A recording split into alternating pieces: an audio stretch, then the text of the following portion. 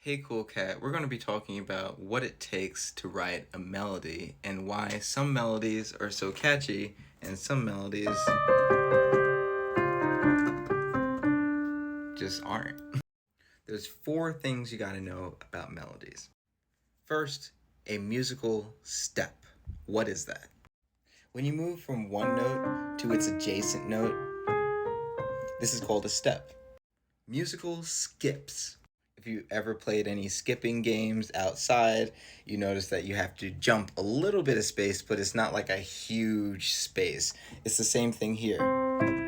We're going a distance that's just not that far away. Technically, a skip is any distance of a third or a fourth. Musical leaps. If we're leaping in music, that means that we're going to a fifth degree in terms of the distance, sixth, a seventh, an octave, a musical launch. I'm going to be straight up. I kind of just made this up because I wanted something to articulate a distance that's larger than an octave. If we go larger than an octave, I'm going to be referring to that as a launch. You're launching yourself a very far distance. Melodies are formed by combining these different motions in different directions together. Memorable melodies typically have maybe 3 unique notes or up to 5 unique notes. It's because it's difficult for our minds to remember a whole bunch of notes. Plus, if there's too many notes, then it will kind of sound like a scale that's just played out of order. For example, if we play this, and then we do a leap all the way here, then we do a little step down, and then we do a leap down here. Actually, yep, leap, and then we do a skip up.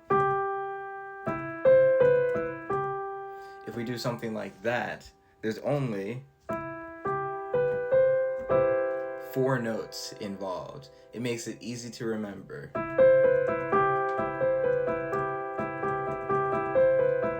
Right? And we can have that as a melody or a motif, which is like a melody, but it's a little phrase that comes back in the music time to time.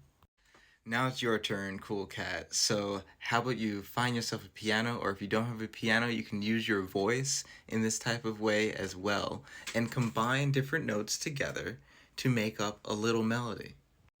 These are one of the things that we throw into the soup, which is our final song, that makes it memorable and makes it something that we can reach back into even when it's deep at the back of our minds when we're having a really rough day. I hope this was helpful. This has been Imanni from Imanni Music.